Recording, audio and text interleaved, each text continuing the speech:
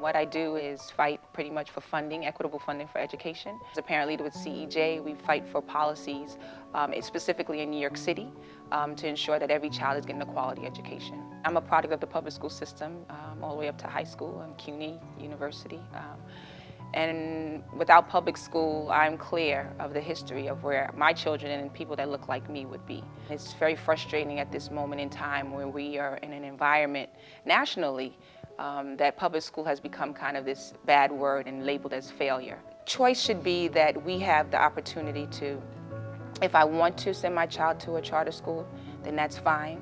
But that charter school should not be the end-all and be-all and framed as the answer to fixing the ills of what's happening in education right now when we know exactly what the problem is, right? A lack of resources, a lack of funding, a lack of priority in our public schools, and a lack of involving, engaging parents, community members, and students in the conversation. So choice, once again, is should look like an engaging process that everyone is involved in, including teachers, so that we can really focus on what needs to happen in our schools, as opposed to taking the easy way out and saying either let's close them and make them something else. That's the hard work, rolling up our sleeves, bringing everybody together, and really, that's the only way we're really going to create sustainable change, if we're willing to do that. So my son is in 7th grade, and this was the first year that I felt this overwhelming sense of just anger and frustration, and just being really mad about the stress he was under.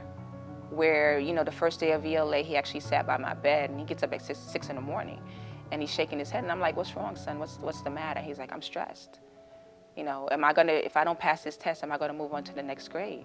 Happy one day, next day you take the second part of the test, not so happy, to the last day of the math test when he says, Ma, I think I failed.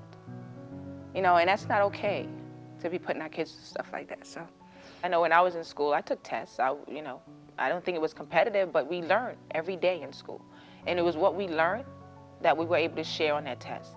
What happens now is that we have created a space in classrooms where we sucked out the creativity from teachers. They can no longer be creative in things they want to do, how they teach children. And we have created this dynamic of telling kids that this is the end all and be all. And everything that you did for the year, you could have been an A student. But because you didn't do good on this math test and this ELA test, you're a failure. And that has been the dynamic and the wording for our children, especially in regards to public schools, over the last few years. You know, competition creates winners and losers. And far too many children in the communities that I live in have been part of being on the losing side. Whether it's inequitably funding their schools, you know, the school-to-prison pipeline, unemployment rates, I mean, the list goes on and on.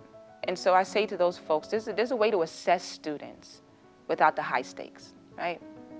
And what are we assessing them for? Are we assessing them to say to teachers, we got you, you're no good, out the classroom? Or are we assessing them to say, you know what, Michael just really didn't get this comprehension, neither did Sarah or anyone else in the classroom. So we need to focus next month or moving forward on how we make sure that we are providing the resources and supports for the teachers to be able to offer that, as well as the supports for parents and students. What can they do at home, et cetera, et cetera. Right now it's an I got you system, and that's not great for anybody. This whole thing around testing or this Common Core piece, why should we believe as parents and students that this is going to work? You told us the last thing was going to work. But if you engage us in the conversation and begin to start to heal that process of this is what you're going to do, not does this work? Once we begin to do that, we'll start shifting the dynamic of what's going on and making real change in communities. I've seen it through the organizing that I've done. We have a documentary film called Parent Power. It documents 15 years of parent organizing in New York City, starting in the South Bronx, where parents were able to create real change in their schools with a lead teacher program.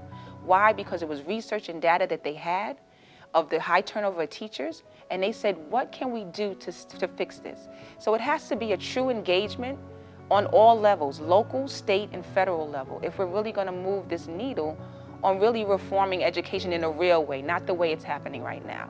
And I think that movement is simmering. People are getting it, they're understanding that it is about the money, that it's really not about educating all children. And they're frustrated and they're taking action, and that includes students. So I think that's one thing we always, as a community, as a society, like shun children to just, oh, they're kids, they don't know any better, or they can't speak up for themselves. but they get it. They're the ones in the classroom every day, dealing with many of these policy changes. As you can see across the country, they're fighting back and standing up, just like, to me, it's just like the civil rights movement. It was young people that took action. Many movements around the country were young people that said enough is enough, and I don't want to live like this anymore. I want something better. Reclaim the conversation. We can do this.